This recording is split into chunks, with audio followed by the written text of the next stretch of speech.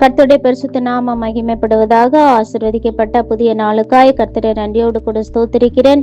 யோவான் சுவிசேஷம் 11ஆம் அதிகாரம் 28ஆம் வசனத்திலே வாசிக்கும் போது, இயேசு கண்ணீர் விட்டார் என்று சொல்லி வாசிக்கிறோம். அருமையான தேவ பிள்ளைகளே, தன் சகோதரனாகி லாசருவை இழந்ததினால் துக்கம் தாங்க முடியாமல் மரியாள் அழுகிறதையும் அவளுடனே கூட சேர்ந்து யூதர்கள் அழுகிறதையும் கண்ட இயேசு ரட்சகர் அந்த துயர காட்சியை தாங்கிக் கொள்ள முடியாமல் அவர் கண்ணீர் விட்டு அழுதார் என்று சொல்லி வேதத்திலே வாசிக்கிறோம்.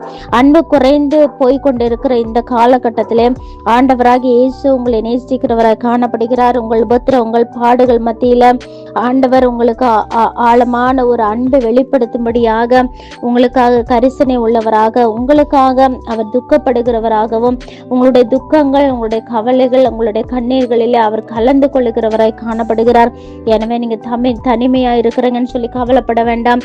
எந்த ஒரு காரியத்தை நீங்கள் இழந்து போய் இருந்தாலும் ஆண்டவர் உங்களுக்காய் துக்கப்பட்டு மனஸ்தாபப்பட்டு அவர்களை திரும்பி கொடுக்க அவர் போதுமான தேவனாய் காணப்படுகிறார். கர்த்தர் தாமே நம்மை ஆசீர்வதிப்பாராக. ஆமென்.